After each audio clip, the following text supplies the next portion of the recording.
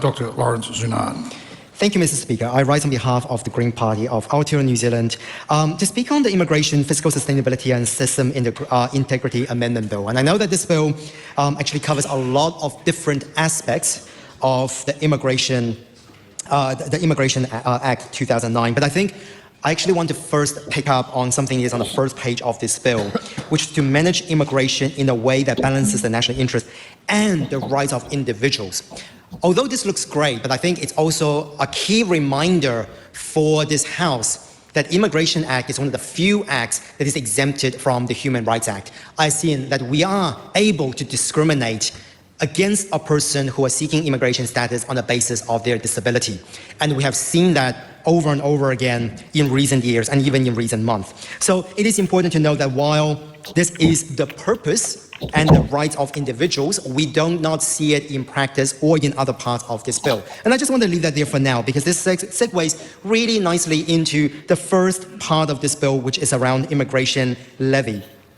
And I think it is a genuine concern. One of the things we have seen that's being announced by the government so far is the idea of the parent boost visa and etc. But let us be clear.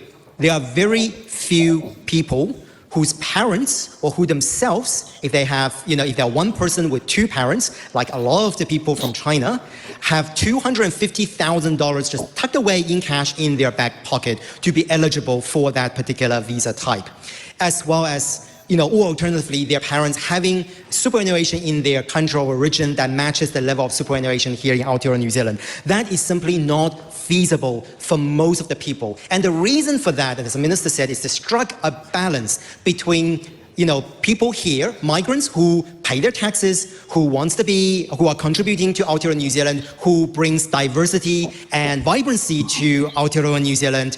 But what we're telling them is that you need to meet this really specific criteria in order for you to be eligible to bring it in, because on the basis that your parents might add burden to our healthcare system. But Mr. Speaker, let us be very, very, very clear. What is the definite proof that migrants is responsible, or even migrants with additional health needs, who are sometimes not eligible for public health system anyway, is responsible for the systemic underfunding of our healthcare system and also our education system. So this first point allowing immigration levies to be charged on visa applications, which is already exorbitant and outside of some people's reach. For example, the application now for residency could be up towards, roughly I think the latest figure is up towards $5,000. On top of that, we're asking the charge of additional levies and employers' migrants to fund the public health and education system. That then, Mr. Speaker, is no longer a levy. We are adding an additional immigration tax. Levy implies it is for the operations of INZ, which we acknowledge, but it is not for migrants who want to apply for visas to come here and support the lack of funding that this government has given towards health and education. So something like this is something that the Green Party absolutely will not support. In saying that, there are other worthwhile elements in this bill. Like the previous speaker said, they expanded special direction of power. There are certain areas in here. Some of the aspects around stronger restrictions on out-of-hours immigration rates. These are good things to see because we have seen our migrant community being harmed as a result of over-the-top treatment towards them in the form of dorm rates and others. But there are other elements of this. We are interested to see in the select committee, like the casual resident visa, what would that achieve? The Green Party will not support this bill, but we're keen to see what happens during select committee. Jeff.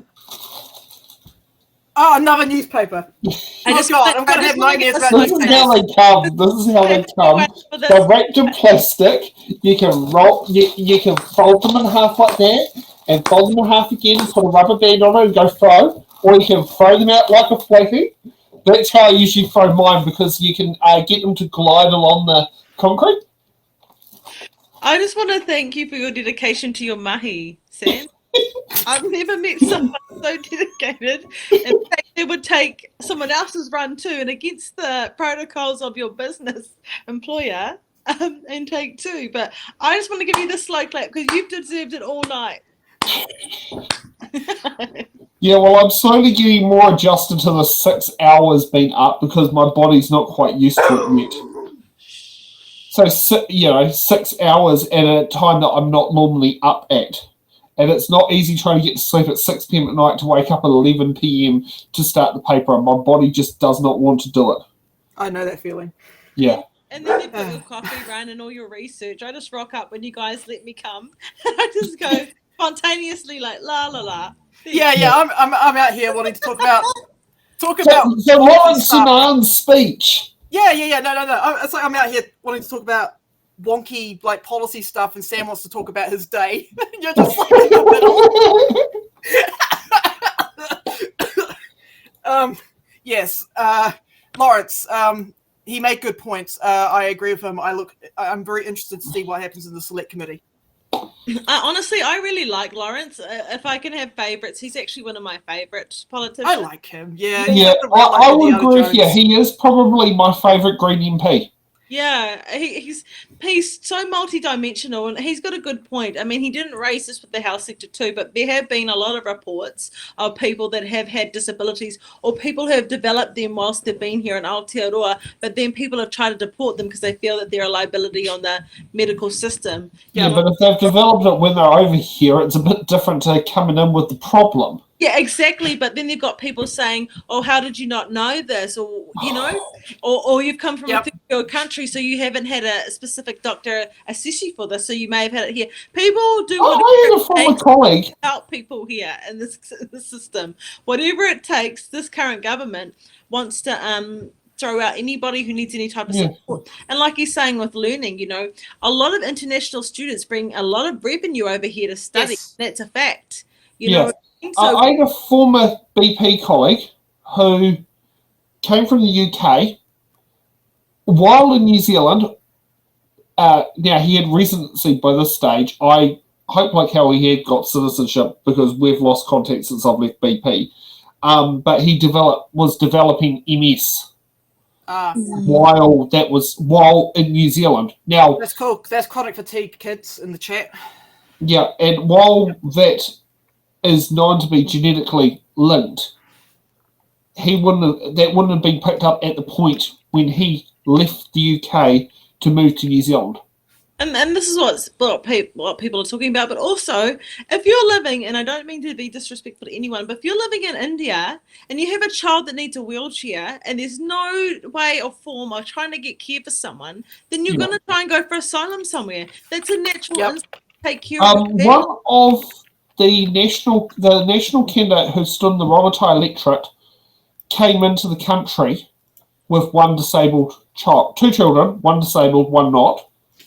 And I didn't, we found out this. Like, I was thinking, like, how the hell did you manage to get past immigration?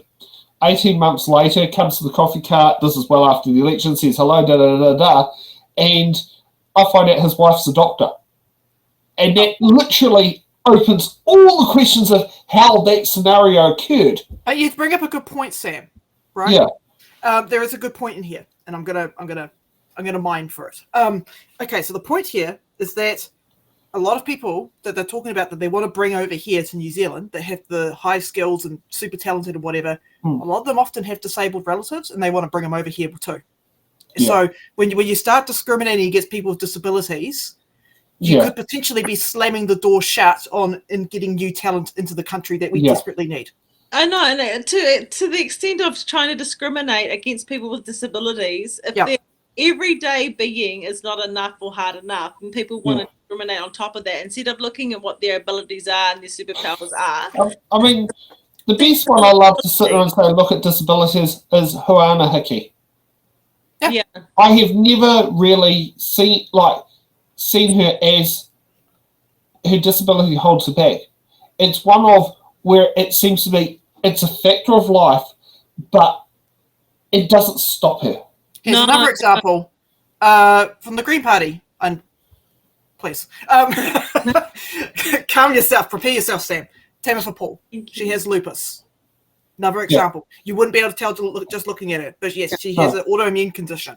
And I mean, I was at a DPA Hui today. That's 2 days. It's for in our power. It's for wahine that are disabled, and a lot of people won't know this about me. I'm disabled. I'm disabled from grape, and so I've got a spinal injury, and I'm in a disability accessible home, and I've been out of a wheelchair for a long time. So I mean, at least people pick up on that, and I love the example with Dr. Huhana Hiki too, Sam. She's someone I really look up to and I work a lot with, and this is the thing. So if we just have these people in society that are leaders, I think Huhana is the standard so many disabled people want to get to. Yeah.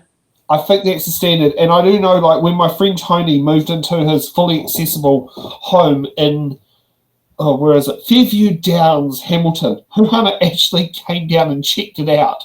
But frankly, what you just said there was that's very traumatic, what you went through and how you obtained that disability. I'm so sorry you had to go through that. Thanks, Laura. Oh, that is horrible. And for me, why I didn't budge on that one is because Frankie and I have already talked about this. Yeah, this is the first time I've heard that. I'm so sorry you went through that. And actually, while Laura's talking about lupus, I have known about Tam having lupus for quite some time, whereas Laura didn't know that until very recently. So that was something in there, but I don't talk about other people's illnesses because it's none of my business. I had heard that Tam had a disability, but I wasn't sure what that was, and I'm someone who likes to have the facts instead of fiction. Like, I like to those sort of things, and I think especially for anybody in any traumatic situation, health or personal, private, then it's that person who wants to share it.